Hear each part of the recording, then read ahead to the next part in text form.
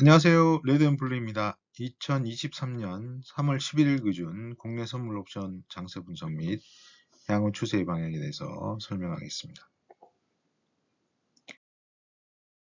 보시는 그래프는 선물 3월물 마감 그래프입니다. 보시는 바와 같이 실제 내만여의 날인데도 불구하고 지수의 움직임은 크지 않았습니다. 초반에 1.25 움직였고 3시 좀 넘어서 1.25에서 2.5 정도의 움직임을 하방으로 하고 끝냈습니다. 종가는 313.9로 마감을 했습니다.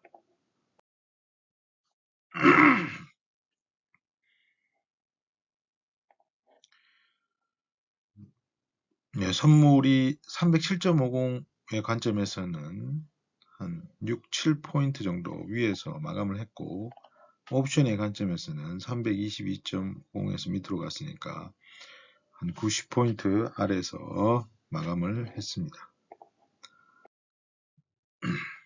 옵션 가격인데요.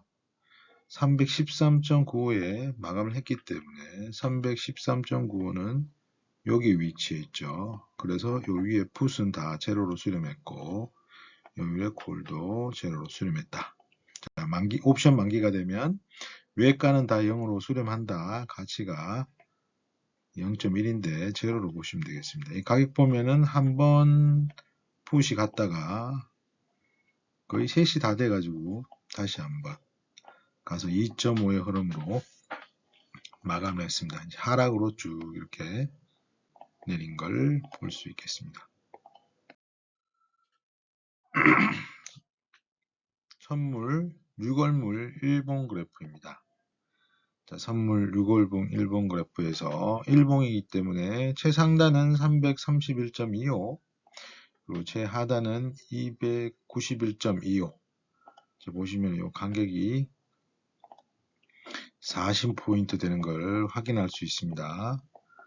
딱 현재 가격이 311.25가 중간 가격인 20포인트 자리인데 위로 20포인트, 아래로 20포인트 이렇게 되어 있는 사입니다. 그렇다고 하면 이 기준으로 봤을 때 절반 정도 내려왔기 때문에 반등을 준다고 하면 310 언저리에서 돌려 세우는 게 맞고 더 추가적인 하락을 한다고 하면 311, 310을 붕괴하면 291.25도 갈 수 있다고 생각할 수 있겠습니다. 자, 주봉 그래프입니다. 주봉 그래프의 상단은 332.50 그리고 하단은 292.50입니다. 이 값도 마찬가지로 한 40포인트 정도 되는 거죠. 주봉의 관점에서는 312.50이 중간값이 된다. 앞에 310 그리고 312.50 그러면 상승을 하기 위해서는 310과 312.50을 돌파를 해야 되고 돌파한 다음에 지지를 받아야 된다. 하락을 한다고 하면 312.50을 붕괴하고 310을 붕괴하면 하락 관점으로 바라보면 될 것 같습니다. 자, 월봉 그래프입니다. 월봉상의 상단은 326.25고 하단은 281.25입니다.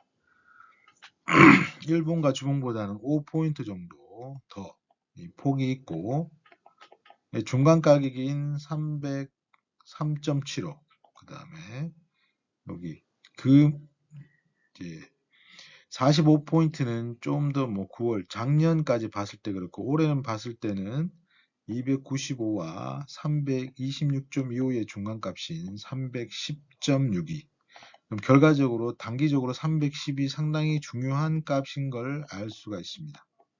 310을 관점으로 봤을 때 310을 돌파해서 311을 뚫고 올라간다 하면 일단 상승의 관점 보고 돌려 세운다고 했을 때 지지를 하는지 자 310 하락의 관점에서는 마찬가지로 310을 붕괴하고 310을 잡지 못하면 더 내려가기 때문에 그러면 1차적인 하락의 목표가는 303.75 대략 이 303.75 302.50 정도 생각하면 되겠습니다. 거의 2.50이 되면은 지수로 한 2300포인트 그 부근이 될 겁니다. 결과적으로는 자, 하락을 하면 303.75, 302.50이 목표가가 되어 있고 상승을 한다고 하면 1차적으로는 326.25가 1차 목표가가 되겠습니다. 자, 보시는 그래프는 옵션 4월물입니다. 자, 310에서 출발했습니다. 자, 지금 옵션 6월물에 첫 달 같은 경우는 옵션 가격하고 선물 가격이 약간 괴리가 있습니다. 미니 선물이 더 확실한데요. 미니 선물 4월물을 보시면은 시가가 310 언저리에서 출발했죠. 결과적으로 이 값은 콜의 6.41과 푸스의 6.2 거의 같은 값에 있습니다. 종가도 310.14죠. 결과적으로 현재 310에서 옵션이 출발했다. 교차 가격은 대략 6.31에서 했는데 이거는 시간이 갈수록 이 교차 가격은 점점 떨어질 겁니다. 자, 결과적으로 옵션의 관점에서도 310이 중요하다. 결과적으로 선물과 옵션에 있어서 상승의 관점은 310 위로 가야 되고 하락의 관점에서는 310 아래로 가야 될 것 같습니다. 자, 다음 주는 3월 14일 화요일 9시 30분 CPI가 발표되고 3월 15일 수요일 저녁 9시 30분에 PPI 생산자 물가지수가 발표됩니다. 일단 지난 금요일 날 발표된 그 소비자 그 고용 보고서를 보면 조금 앞달보다는 고용 지수가 좀 떨어졌지만 전체적으로 높은 값이었습니다. 그게 어떻게 보면은 앞달보다는 낮았기 때문에 긍정적으로 봤고 그리고 임금 상승률이 떨어졌습니다. 그게 더 키포인트였죠. 그렇게 해서 나스닥이 초반에 좀 들고 올라갔습니다만 지금 현재 미국 은행의 파산으로 인해서 금융시장이 조금 불안정한 상황입니다. 아마 그 영향으로 실질적으로 나스닥과 다우, S&P는 하락을 하여 마감을 하였습니다. 그래서 일단 3월 14일 날 그 값과 3월 15일 그 값에 의해서 3월 22일 날 미국에서 금리를 결정한다고 파월이 말을 했기 때문에 1차적으로 3월 14일에 소비자 물가 지수가 확정이 되면 거의 3월 22일에 금리는 이제 0.25가 될지 0.5가 될지를 결정하게 될 것 같고 이제 3월 14일 날 이미 소비자 물가지수가 나왔고 그 다음날 뭐 생산자 물가가 지수에는 긍정적으로 나온다고 하더라도 크게 요동을 할 수 있겠으나 추세가 정해졌다고 하면 3월 14일이 더 중요하지 않을까 저는 그렇게 개인적으로 생각을 해봅니다.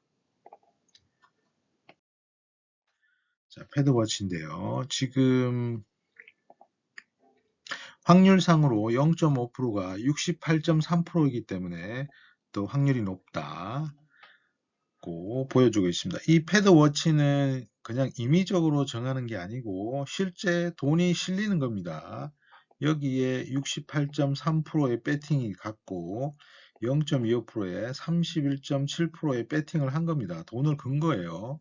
그러니까 이 값이 실질적으로 시장에 상당히 민감하게 표현되는 걸 이해하셔야 됩니다. 자, 점도표. 3월 달에 점도표가 나온다고 합니다. 이 점도표가 보면은 5.25가 상단일 가능성이 컸는데 올해 2003년이 근데 현재는 더 이게 높아질 것 같죠. 5.5 이상 6%까지도 지금 열려 있는 상황이 됐습니다. 그래서 3월 날 나오는 점도표는 이거보다는 좀 더 높게 나올 가능성이 크다고 생각할 수 있겠습니다. 자, 그러면 현재 시장의 추세는 어떻게 될 것이냐를 봤을 때 일단 전체적으로는 미국 금리가 계속적 상승을 이제 올리고 있죠. 근데 이제 금융 쪽에서 이제 은행이 파산을 했기 때문에 실질적인 미국 내에서 단기적인 금융시장 불안정 요소가 발생했기 때문에 이번 FOMC에서 이게 어느 정도 반영이 된다 하면 어떤 모든 지표를 봤을 때는 0.5%가 확실하나 실제적인 금융 불안이 있기 때문에 0.25가 될 가능성도 있다라고 저는 생각을 하고 있습니다. 자, 일단은 시장은 GPI의 발표 이후에 결정되는 그 시장의 상승 또는 하락이라고 하면 그 추세가 앞으로 단기적으로는 꽤 오랫동안 갈 수 있다고 저는 생각을 합니다.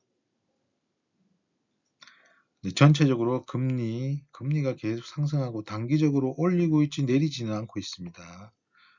앞전에도 말씀했다시피 그런 영향으로 기업의 수익이 늘어나기에는 제한적입니다. 그렇기 때문에 지수 상승은 제한적이고 하락이 우세하기 때문에 되도록 배팅을 하더라도 이제 좀 밑으로, 그러니까 지수가 막 갑자기 헌팅이 튀더라도 위에서 잡아서 매도를 치는 방향으로 접근하는 게 좋지 않나. 그러니까 위로 뭐 갈 때 시가 대응할 때는 상승을 따라가도 되는데 짧게 하는 게 좋을 거라고 생각을 합니다. 지금까지 레드앤블루였습니다. 성공 투자하십시오. 감사합니다.